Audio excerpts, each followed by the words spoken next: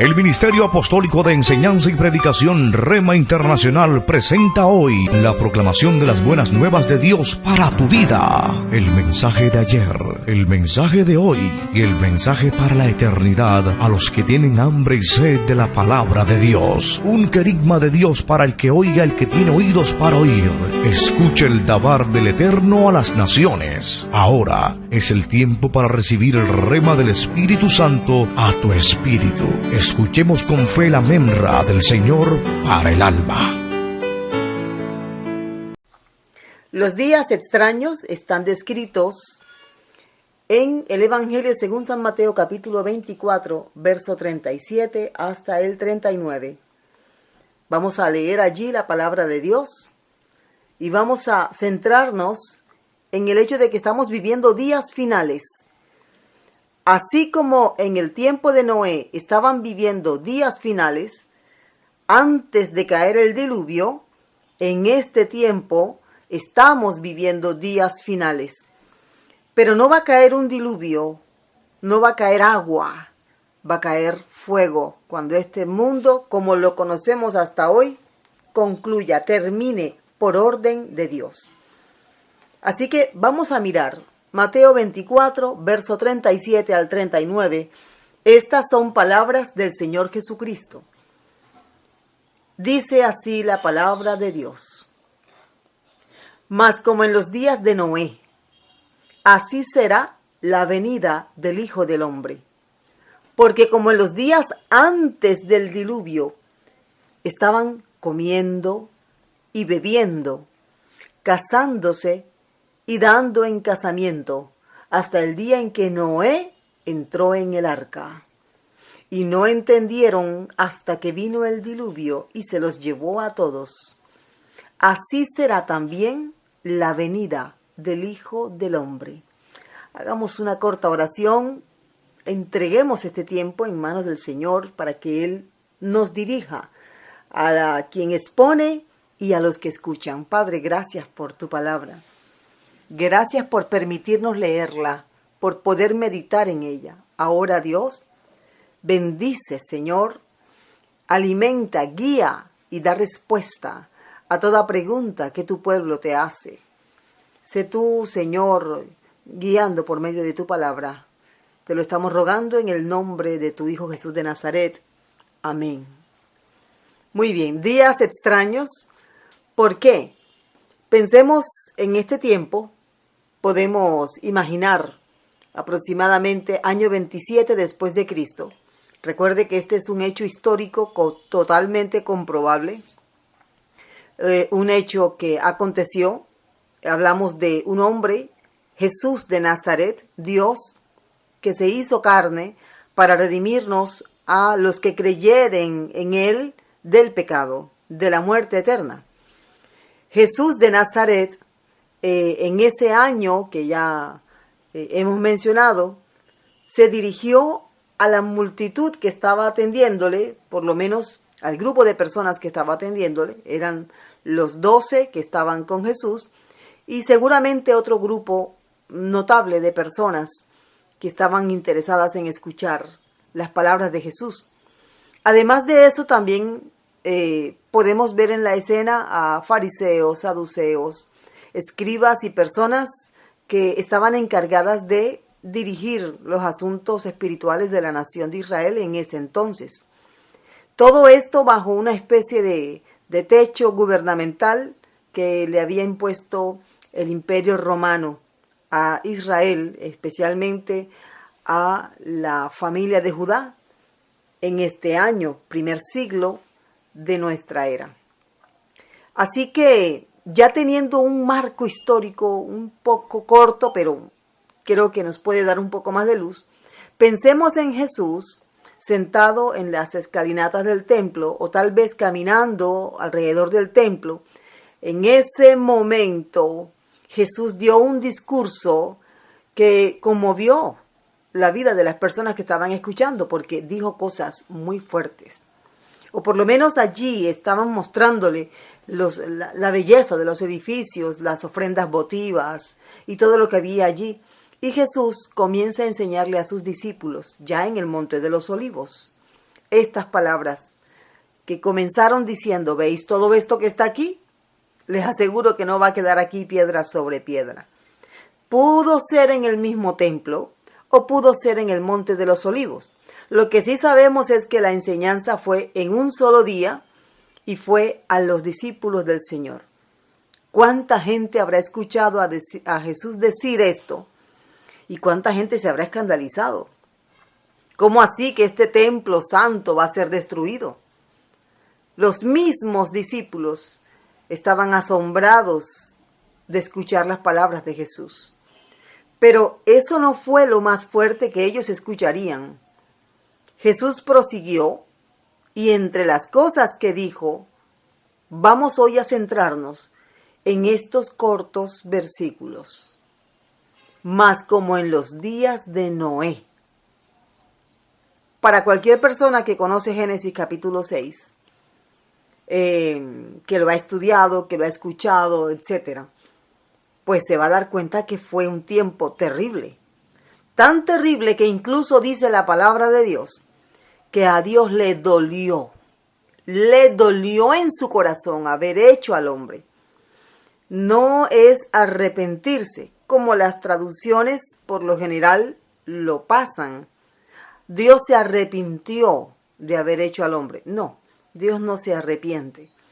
A Dios le dolió, que es la frase correcta, la palabra correcta, para referirse a lo que Jesús o a lo que Dios experimentó por ver hasta dónde había llegado el hombre. Dios sabía los alcances de la humanidad en pecado.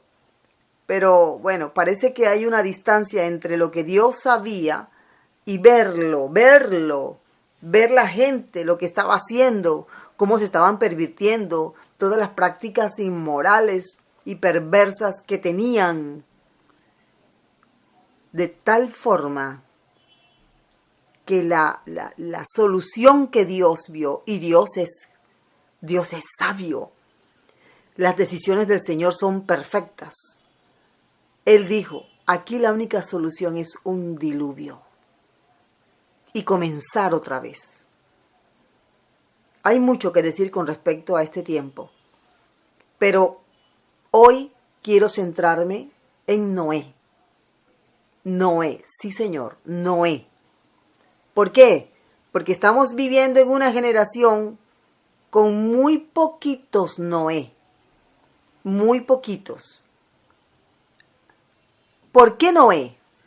Porque Noé se preocupó por agradar a Dios.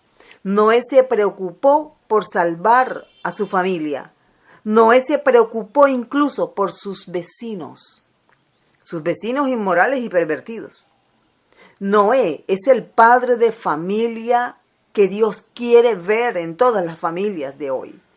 Noé es el hombre que se preocupa por su entorno, pero sobre todo por su familia. Cuando nosotros vemos la historia narrada por Moisés de la vida de Noé, no estamos viendo solamente el diluvio, que de pronto es el tema central para la mayoría. Estamos viendo cómo un hombre se preocupó por salvar a su familia.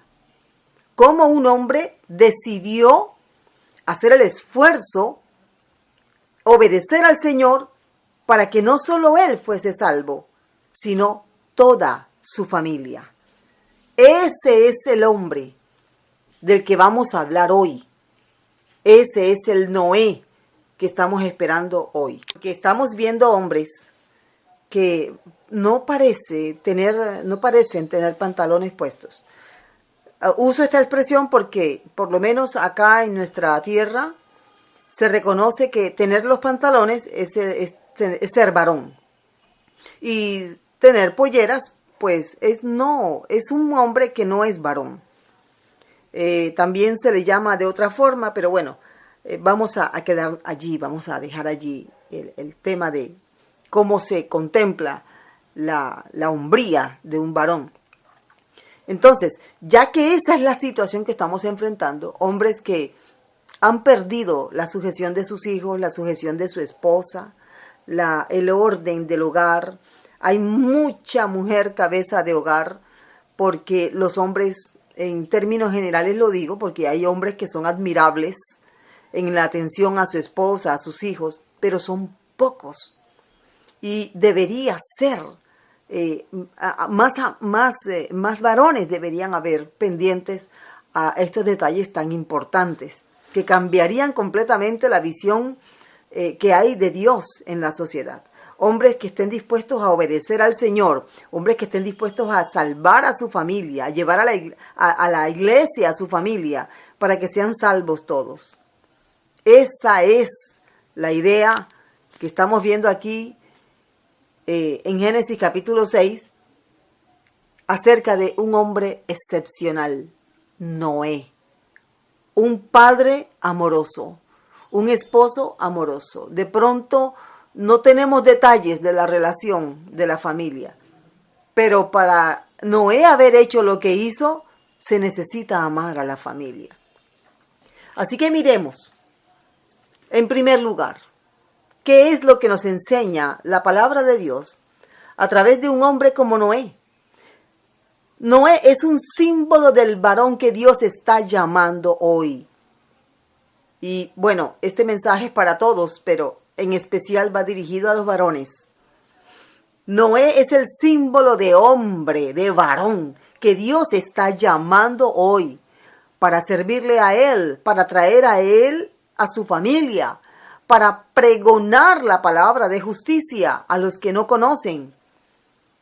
Hay mucha gente que está necesitando ver a un Noé, asombrarse por ver, oiga, este hombre sí que vale la pena imitar, este hombre sí que es un ejemplo. A eso es a lo que nos estamos refiriendo. Sí, claro que el tema principal en el momento son los días finales y lo que viene después de los días finales. ¿Por qué son los días finales? Pero hay una persona. Dios escogió a una persona de entre tantos por ser justo, por ser íntegro, por ser una persona llena de la gracia de Dios. Entonces, a Noé le tocó vivir en una época de apostasía tan terrible o quizás peor que la que estamos viviendo actualmente. Porque en los días de Noé hubo apostasía. Miremos lo que dice el pasaje. Ahora vamos a Génesis capítulo 6, verso 2. Dice la palabra de Dios: que viendo los hijos de Dios, que las hijas de los hombres eran hermosas, tomaron para sí mujeres, escogiendo entre todas. ¿Qué es lo que menciona aquí el pasaje? Aquí se está hablando de dos cosas. Uno, se está hablando del yugo desigual. Hijos de Dios con hijas de los hombres. Además de eso, se está viendo la poligamia. Escogieron entre todas. O sea, muchas mujeres. Hombres escogiendo entre todas las mujeres. Vanidad, mujeres hermosas. El término que se usa aquí, el vocablo que se usa aquí para referirse al hecho de que eran hermosas, no era una belleza natural, como vemos a muchas mujeres que tienen una belleza de nacimiento, una belleza natural, por su cabello, por su piel, etc. No. Esta hermosura de la que habla Génesis 6.2 está haciendo alusión a una belleza artificial. Habla, por ejemplo, de plumaje, ponerse plumas, ponerse cosas que cuelgan, como por ejemplo aretes enormes, collares enormes, brazaletes enormes, en los brazos, en las piernas, ponerse cosas, untarse cosas, para que la mujer no se vea natural, sino que cuando va caminando haga bulla. Los colores exagerados que usa hagan que el varón tenga que voltear y mirar, porque lo que va pasando es un carnaval. A esa hermosura se refiere el pasaje en Génesis 6.2. No es la hermosura, por ejemplo, de Sara, la esposa de Abraham, que el mismo Abraham se dio cuenta. Oh, me doy cuenta que eres una mujer hermosa y me van a querer matar por causa tuya. Por favor, di que eres mi hermana. Porque realmente Sara era una mujer hermosa. Bueno, a esa hermosura no se está refiriendo Génesis 6.2. se está refiriendo a una hermosura artificial. Así es. Y esa hermosura artificial que hoy está engañando a tanta gente y que abunda, en la que no se sabe si una mujer realmente es hermosa porque es hermosa o porque tiene todo el bisturí por todas partes. Silicona, vive en el reino de la silicona, como decimos así también. Esa es la hermosura a la que se refiere, y esas fueron las mujeres que observaron los hijos de Dios. Eso está pasando hoy en la iglesia. ¿Por qué? Porque en las iglesias estamos viendo que se está aprobando la artificialidad. Por lo tanto, otra de las señales de este tiempo final es la señal de la silicona, es la señal de lo artificial, es la señal del bisturí, pero no por causas de enfermedad, no por medicina, sino por sola y llanamente vanidad. Ese es el tiempo que vivió Noé y es el que estamos viviendo. En días de Noé, el matrimonio estaba siendo desfigurado por esto que mencionamos. Belleza artificial, unión desigual, hijos de hombres con los hijos de Dios. Y además de eso, poligamia, desorden. Dice el texto que hemos leído inicialmente que ellos estaban comiendo y bebiendo, comiendo y bebiendo. O sea, era una continua actitud de gozar la vida, de entregarse a los placeres de este mundo. Esa era la continua actitud de esta gente. Y para poder sobrellevar y mantener una vida de solo placer, la persona tiene que entregarse realmente a las tinieblas. Porque no se puede tener todos los días una vida de placer y de este tipo de prácticas abominables al Señor sin sacrificar a otras personas, que era lo que se estaba dando aquí. Además dice, casándose y dando en casamiento. O sea, las personas se casaban, pero si casarse no es pecado. Casarse no es pecado. Entonces, ¿por qué el Señor Jesucristo hace alusión al hecho de que en los días de Noé la gente se casaba? Sencillo, por lo mismo que está sucediendo hoy. Es que el diablo no inventa nada nuevo, sino que lo que fue, ya es, y lo que ha de ser, fue ya. Básicamente, la gente se estaban casando entre personas del mismo sexo, hombre con hombre, mujer con mujer. Y no solo eso, se estaban casando personas con animales. Así es. Por eso hay una similitud espiritual entre el ambiente de Noé y el ambiente que se está viviendo actualmente, y que por lo que dice la palabra de Dios, esto va a empeorar. Y sé que hay personas que quisieran recibir buenas noticias o noticias agradables. Como por ejemplo, no te preocupes, esto va a mejorar. Te va a bendecir el Señor al 1000 por 1. Y vas a llegar y vas a ir y vas a tornar. Eso es lo que muchos quieren escuchar. Pero esas no son las noticias bíblicas. Las noticias bíblicas es que estamos viviendo como de noche. Que son días peligrosos. Que son días finales. Y que el espíritu del anticristo se está moviendo entre muchas congregaciones, donde supuestamente se habla del verdadero Mesías. Ante esta situación social que se está viviendo prácticamente a nivel mundial, a excepción de los países que están en persecución por causa del Evangelio, donde todavía hay santidad, donde hay iglesias clandestinas, escondidas del gobierno, lo que estamos viendo es para pensar, meditar, ¿qué es lo que está pasando? ¿Qué está entrando en las iglesias cristianas? Entonces, dice el Señor que de esta forma no es. Mateo capítulo 19, el Señor Jesucristo sin ver los detalles más pequeños de Mateo 19, podemos aquí hacer la mención especial de lo que estamos aclarando con respecto a los casándose y dándose en casamiento. Dice Jesús en Mateo 19, verso 4, ¿no han leído que el que los creó en el principio los hizo hombre y mujer, varón y hembra? Este es el principio. Por esta causa el hombre dejará a su padre y a su madre y se unirá a su mujer y serán los dos una sola persona. Este es el concepto divino del matrimonio, pero que en los días de Noé se había desfigurado completamente. Póngase a pensar un momento. Tenemos a Noé. Tiene 3 hijos. ¿Cómo sería para Noé encontrar esposa para sus 3 hijos? En una sociedad tan difícil, tan pervertida. Es igual a lo que está sucediendo hoy. Así que le hago un llamado a los jóvenes solteros, las jóvenes solteras que quieren agradar a Dios y quieren tomar una buena decisión y que son conscientes que necesitan casarse. Tienes que buscar del Señor, exponer delante del Señor tu necesidad, ser muy honesta y decirle, Señor, yo necesito casarme.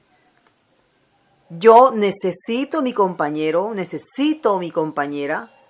Por favor, guíame a la persona correcta, guíame a la persona que tú tienes para mí. No te vayas a embarcar en lo primero que aparezca. Al dar el sí, si eres mujer, tienes que estar convencida de que ese varón lo envió el Señor. Y viceversa. A todos los muchachos, a todos los varones, usted tiene que estar convencido que fue Dios. Porque estamos viviendo generaciones donde ya el yugo desigual se acepta en muchas iglesias. Se aplaude. ¿Cuál es el argumento de muchas personas? Es que ya no hay con quién casarse. Es que ya no hay jóvenes en las iglesias. Es que ya no hay muchachas, chicas. ¿Cómo que no? Lo mismo que le digo a todos los jóvenes. Si el Señor tiene que traer del Japón, de China, tu cónyuge, de allá lo va a traer. O si tiene que llevarte a ti allá a Londres, a Irlanda, a Argentina, lo hará. Pero recuerda que la voluntad de Dios es buena, perfecta y agradable. Y si te afanas, si corres y te entregas a los brazos de la primera persona que aparece, te puedes estar embarcando en los días de Noé. Mucho cuidado, porque retroceder después de tomar una decisión como esa puede costar muchas lágrimas. Entonces, Noé es un símbolo de varón, del varón que Dios está llamando. Y tengo que decirle a todos los varones cabeza de hogar, lleva a tu familia a la iglesia. Varón, llévala. ¿Eres la cabeza de tu hogar? Lo eres. Entonces, eres responsable de que ellos alcancen la salvación. Eres responsable de que ellos conozcan al Señor Jesucristo. Eres el responsable directo de que ellos sean salvos. Haz lo que hizo Noé. Miremos. Nuestro segundo punto. Noé entró en el arca con su familia. Noé entró en el arca con su familia en una generación más terrible que la generación actual. Con toda su familia. Miremos. Génesis 7:7 dice, y por causa de las aguas del diluvio, entró Noé al arca, y con él sus hijos, su mujer, y las mujeres de sus hijos. Génesis 8:18 también dice, entonces salió Noé y sus hijos, su mujer, y las mujeres de sus hijos con él. O sea, la familia de Noé estaba conformada por 8 personas. Los 8 entraron al arca el primer día. Estuvieron todo el tiempo, los 150 días en que estuvieron encerrados en el arca. Y el último día salieron todos 8 juntos. ¿Sabe usted por qué? Porque había una cabeza. ¿Cómo se llamaba la cabeza? La cabeza se llamaba Noé. Así es. Es Noé, el modelo de varón que Dios está llamando. Noé se preocupó por su familia. ¿Quién hizo el arca? Piense, ¿quién hizo el arca? La esposa de Noé. Hay una cantidad de mujeres hoy que están construyendo el arca porque los Noé de ellas no les ayudan. A ellas les toca construir el arca, pero no es lo mismo, porque ella le toca ser cabeza, pero no fue instituida por Dios como cabeza, pero le toca ser cabeza porque su Noé no funciona, no soluciona, no resuelve. No le interesa si hay arca, no le interesa si la familia entra al arca. Y eso es muy lamentable. El arca fue construida por Noé. Noé fue el que construyó el arca porque fue Dios el que llamó a Noé. Noé, hazte un arca. No fue a la esposa de Noé. Aunque hoy hay mujeres construyendo el arca para su familia, lo hacen porque sienten el deber moral, espiritual, de ayudar a que su familia sea salva. Pero no porque Dios escogió fue a la esposa de Noé. Y yo felicito de corazón a todas las mujeres que se preocupan por su familia, porque no tienen a un Noé que haga lo que tiene que hacer, pero tendrán que darle cuentas a Dios. Porque esto no va a quedar así. Toda cabeza tendrá que pararse delante del Señor y dar cuentas de por qué no construyó el arca para su familia. Así que Noé construyó el arca. ¿Qué significaba el arca? El arca significaba separación del mundo. La familia de Noé tendría que estar separada de todo lo que estaba en el exterior. El arca simbolizaba diferencia. Nadie tenía un arca, solo Noé. Nadie tenía una casa como esa. Nadie. El arca también simbolizaba que ellos estarían muertos, muertos al mundo, muertos al pecado. Por eso Noé construyó el arca, porque Dios le dijo que construyera un arca donde él estaría con su familia. Y él hace el arca pensando en su familia. El arca de Noé, ese enorme cofre, también simbolizaba o ponía límites. Había una puerta y solamente se podía accesar al arca por esa única, exclusiva puerta. No había otras puertas alrededor del arca, había solo una puerta.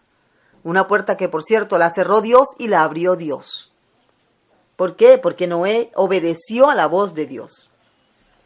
Entró Noé con su familia para hacer separación del mundo, para hacerlos diferentes, para hacerlos morir al mundo, morir al pecado, para poner límites. Mire esto es hermoso. Para unidad. Claro, estando en el arca, ellos debían seguramente tener sus recámaras, sus habitaciones, su sala de estar donde comían, donde estaban juntos. Porque todo el arca no era un espacio amplio para correr, no, habían animales.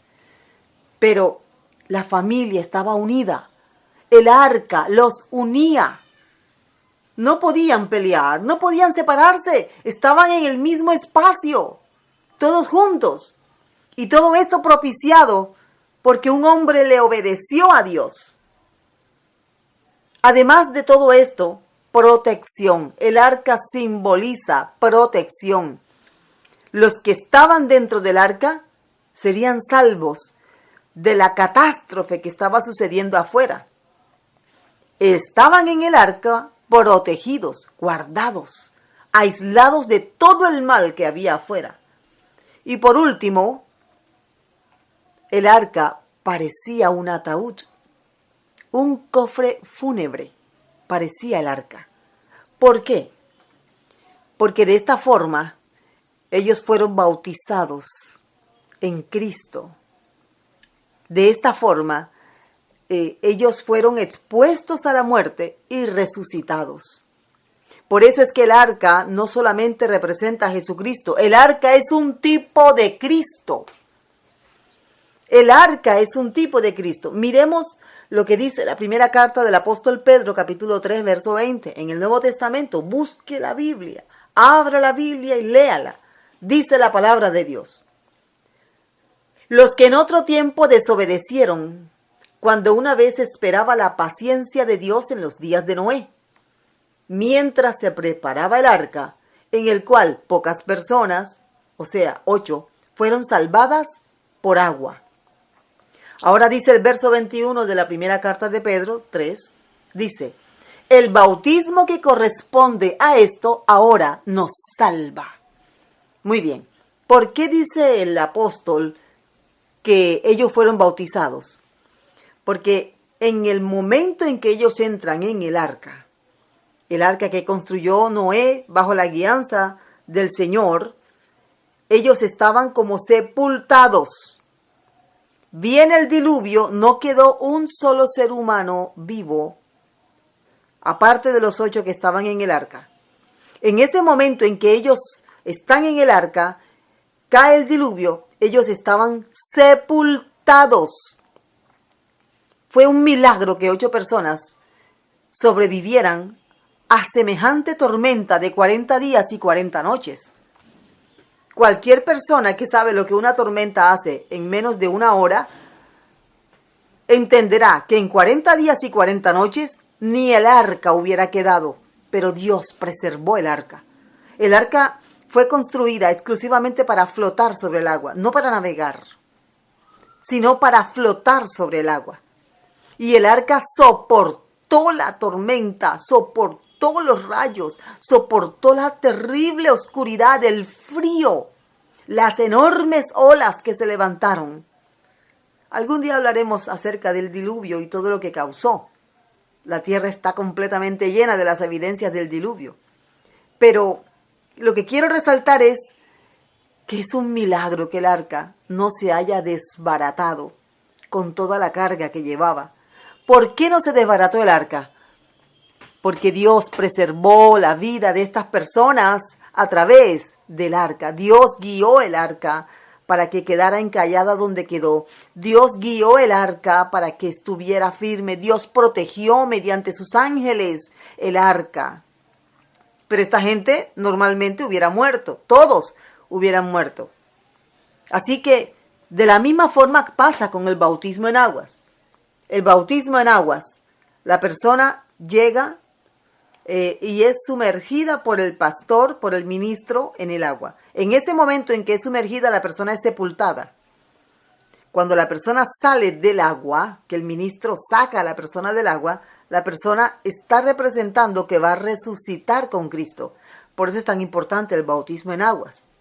De la misma forma, la familia de Noé fue bautizada. Noé hizo que su familia se bautizara. Noé hizo que su familia experimentara muerte y resurrección de Cristo. ¿Por qué? Porque el arca es Cristo. El arca es Jesucristo. Porque no nos ha puesto Dios para ira, sino para alcanzar salvación por medio de nuestro Señor Jesucristo. En tercer lugar, Noé proclamó el diluvio a su generación y no entendieron. Dios no solamente está llamando un esposo ejemplar, un padre ejemplar. Dios está llamando un ministro ejemplar.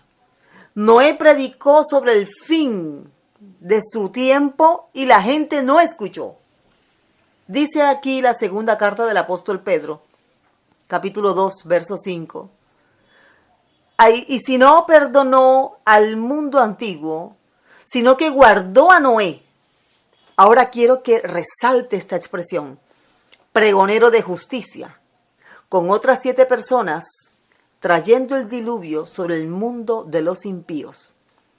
Noé fue un proclamador de la salvación en su tiempo. Pero la salvación en el tiempo de Noé, ¿qué era? Entrar en el arca. Eso era lo que significaba la salvación. Seguramente la gente se burló. La gente humilló, degradó a Noé. Pero Noé siguió predicando y siguió predicando. 120 años. Mientras se construía el arca, Noé predicó y proclamó, pregonó. Y solo se salvaron 8 personas. A todos los ministros que Dios ha llamado al ministerio, varones, mujeres, nuestro deber es agradar al Señor, predicando el mensaje de salvación. Es obra de Dios que las personas se conviertan al mensaje del Evangelio. No es nuestro trabajo convertir a la gente. Nuestro trabajo solamente es predicar el mensaje como Dios lo dejó en su palabra, sin añadirle y sin quitarle. Dios hace su obra. Mire cuánto tiempo predicó Noé y cuántas personas fueron salvadas. Noé salvó a su familia. Noé fue un testimonio para su familia. Hoy todos somos descendientes de Noé de alguna forma. Somos descendientes o de Cam, o de Jafet, o de Sem. Pero ellos fueron los iniciales. Y obviamente Noé es descendiente de Adán y Eva. Pero es notorio el hecho de que Noé haya predicado tantos años y Noé se ganó a su familia. Vea, mi amado hermano, mi amada hermana, a lo mejor usted sabe lo que le voy a decir, en el sentido de que lo entiende. Nunca descuide a su familia. Cuando tú llegues al cielo, si eres una persona que ha creído en Jesús, si eres salvo, Dios no te va a preguntar cuántas personas salvaste o cuántas personas predicaste el Evangelio. Te va a preguntar por tu esposa. Te va a preguntar por tu esposo, por tu papá, por tu mamá, por tus hijitos. Porque eso es primero. Ellos son los más cercanos. Son los propios. Es más importante que cumplas con la predicación del Evangelio a tu familia que con la predicación del Evangelio a los que no son tu familia. Ahora, la idea es predicar el Evangelio a todo el mundo. Pero si llega el momento en el que tengas que escoger, primero es tu familia. ¿Te imaginas que Noé hubiera dicho, no, yo, mi familia, ellos ya están seguros? O bueno, allá ellos si no quieren, yo voy a buscar gente. ¿Sabes qué hubiera pasado? Noé se hubiera quedado solo en el arca, de pronto con la esposa. Pero ahí estaba su familia. Porque es que la historia del diluvio es una historia que tiene que ver con la familia. Ese es el mensaje. Y a los varones, al hombre de la casa, vuelve a tu casa, vuelve a tu hogar, vuélvete al Señor, lleva a tu familia a los pies de Cristo. Incúlcales el amor al Señor. Para todos aquellos varones que tal vez piensan, pero es que ya mi familia a mí no me respeta, a mí mi familia no me tiene en cuenta, porque esto pasa mucho. Esto lo enseña la música, lo enseña el cine. Es una sociedad que ha descabezado al varón, algo que fue Dios quien lo estableció así. Si ese es tu caso, tienes que entregar tu vida a Jesucristo y comenzar a darles testimonio con tu conducta, porque tu predicación es más poderosa cuando lo que haces coincide con lo que dices. Te va a tocar orar por ellos, pero tú eres responsable, incluso de tus nietos. Hasta tu cuarta generación que desciende de ti, eres responsable. Por lo tanto, otro día hablaremos de Noé y Cam y cómo maldijo a su nieto. Pero aquí hoy nosotros estamos haciéndole un llamado al varón. un llamado a que el varón pueda hacer aquello que hizo Noé en su tiempo. No crea que fue fácil para Noé conducir a su familia. Tuvo que haber mucha dificultad. Pero ¿sabes qué? Toda su familia fue salva. Ahora, ¿salvos de qué? Salvos de ahogarse, de morir ahogados y destrozados por el diluvio que Dios envió por causa del pecado. Es el varón de la casa el que tiene que mantenerse, dar ejemplo. En los años que llevamos de matrimonio, mi esposo y yo, hemos tenido muchas luchas. Me imagino a Noé también en las mismas luchas. Pero lo que más nos ha importado es que nuestros hijos y nuestros nietos conozcan al Señor y entreguen sus vidas al Señor. Que incluso después que salen de nuestro techo, ellos sigan amando al Señor. Eso es lo primero para nosotros. Y damos gracias al Señor porque están en el Señor, han perseverado en el Señor, y aunque haya momentos en que parece que como que hay zigzagueo allí en ese camino, la promesa del Señor es que nuestra generación será bendita, poderosa en la tierra, la descendencia de los justos. Así dice el Salmo 112. Hagamos una oración. Vamos a encomendar a nuestro Dios a nuestros esposos. Vamos a pedirle al Señor que sean como Noé. Y vamos a pedir también por todos aquellos varones que están escuchando pero no saben cómo empezar. El Señor les guiará, porque las familias necesitan una cabeza que les guíe, porque el tiempo se está acabando. El tiempo se está acabando. Hagamos esa oración de esta manera. Padre nuestro, que estás en el cielo, te damos toda la gloria, te damos la honra. Reconocemos que tú eres el Dios que llamó a Noé. Reconocemos que tú eres el Dios que le dio las indicaciones a Noé de cómo hacer el arca. Por favor, oh Dios, enséñale a todos los varones que escuchan cómo hacer el arca, para que su familia pueda ser salva de esta generación y de la condenación eterna.